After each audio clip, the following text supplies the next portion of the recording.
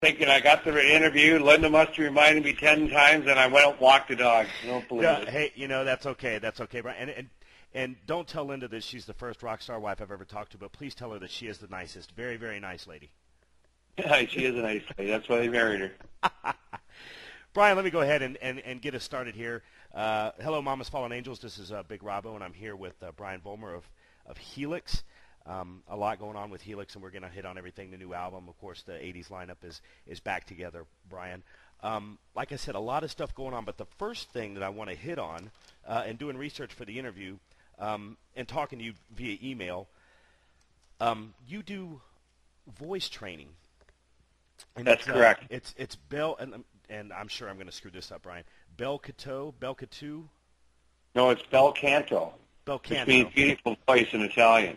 Right, and it's kind of an operatic style of Yes, it's the oldest method of singing in the world. It's used by the best singers in the world. There's very few people that teach true Bel Canto anymore.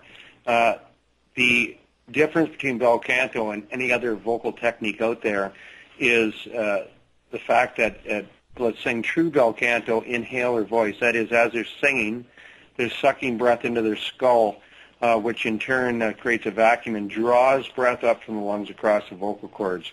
Most singers, I'd say 99.9% of all singers in the world, belt, push, or try to throw their voice. And whenever you do that, you have to use muscles to belt your voice. Right, and you offer that voice training, and it's Planet Helix is something that you run with Linda. Tell us a little bit about that as well. Is that just for the voice training, or is that have other things involved in it? Actually, that has very little to do with the voice training. Planet Helix was set up to get the Helix name out there to fans all over the world. We developed a market all over Europe, North America, South America, from touring during the 80s and selling records. And so the Internet through the 90s really helped us connect with those people worldwide. But back in the 90s when I couldn't get a record deal and I couldn't get arrested, I started doing my own records, and I set up the website as basically the headquarters were to start distributing my records, where people could come buy the records. I also sell on eBay, through mail order companies, at live gigs. But Planet Helix, I sell a lot of units through the site. And, every little bit of money helps to the business going because, really a band is a business, and you have to run it like that or you can't continue recording. Yeah, it's really all about the music, I know, of course, Brian, but if people don't think that there's a bottom line involved with that, like there is everything, they're really kind of fooling themselves. That's right. Whereas albums in the 80s, you could spend $500,000. Nowadays, I try to bring Helix albums in around $15,000, which is obviously way less.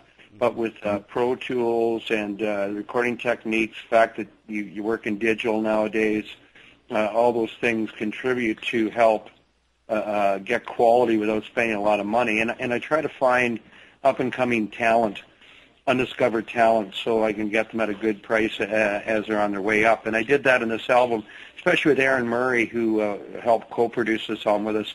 He was the top graduate of the Fanshawe Arts and Visual course, and he studied under Jack Richardson, who produced all the Guess Who albums. Right.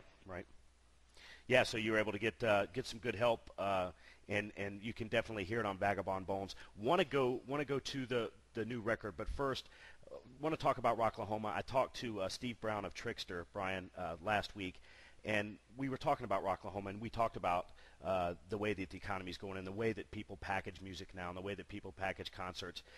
Do you see that Rocklahoma concept is something that Helix is going to exploit in the future as far as that festival package where you put all these bands together and maybe save the consumer some money?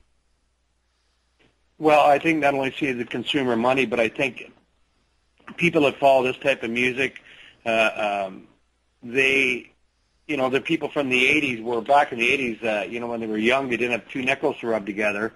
Right. Now they're older people, baby boomers, as we're called, with disposable income. Mm-hmm. So if they want to see bands that maybe bring back memories from their youth, I think they're more apt to go to a festival where you got 5, 6 bands from that era on the bill. People my age don't really like to go to dark clubs, late at night and things like that. Concerts are more of where people my age, I think, go nowadays. Right. Yeah. It's just a better feel all around. And was that, Brian? Was that a point where you could look at the band? And I know there's been lineup changes within Helix, like there has been every band. It's something that just comes with the territory. Sure. But when you looked around after that, after Rocklahoma, after the big crowd and a great show, did you look around and say, hey, we could still do this? Is that what kind of made you decide to get the band back together? No, getting the band back together was, I think, more a matter of necessity and just a realization that we all spent years and years and years in this band, and we didn't make any money. I don't think back in the day we made more than $200 a week. And so when Sean left the band during the summer, he got hired by Nelly Furtado as our new guitar player. I thought, well, I can either put, hire another rent-a-player and put him in the bass player position, or I can just cut right to the chase and get the original bass player back that knows all the parts, and that was Daryl. And Daryl had come to me in the spring of the year and had expressed to me through another person that he did want to be back in the band. When Daryl left, I think we left in a little bit of bad terms. We didn't see some things the same business-wise, but time heals all wounds. And I just came to him and I said, look, we did a lot of years. We deserve to reap some of the rewards, and right now, this music is coming back. So, we should get a little bit of that. And I think having the lineup back together, the original '80s lineup, is definitely a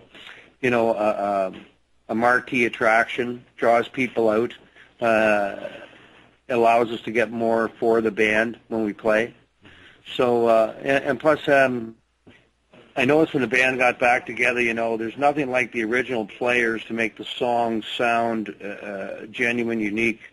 And all those guys had a certain feel. It's that intangible that goes in the music when you play, that comes from being on the road and doing it for 30 years and suffering and, doing all that stuff that's entailed to creating music. Yeah, yeah. And we're around here, we're just as happy as anybody that the 80s lineup is back together, and that it's one thing for us around here, Brian, when one of the bands from our music, from our metal that we love, gets back together and does the festivals and does the tours and does the one-off shows. We just love it, but we also love it even so much more when you're able to get together and put out new music, because it's not cheap to do anymore, like you pointed out. Tell us a little bit about the new album, Vagabond Bones, that we're going to push around here as much as we can. Well, the album actually started off with the lineup that I had at the beginning of the year, which was Rob McEachran, who is the inventor of drum claws, and Brent, and Sean Kelly, who's now with Nelly Furtado, and Jim Lawson. And as we went through the summer, Brent really fell back into place in the band. That guy really is a star, and he should be on a big stage. And I think being back and seeing what kind of gigs we did nowadays and things like that, Brent's really grown to like the fact that he is back in the band. And then the Daryl situation happened, as I told you, when Sean got the job with Nelly Furtado. Right. And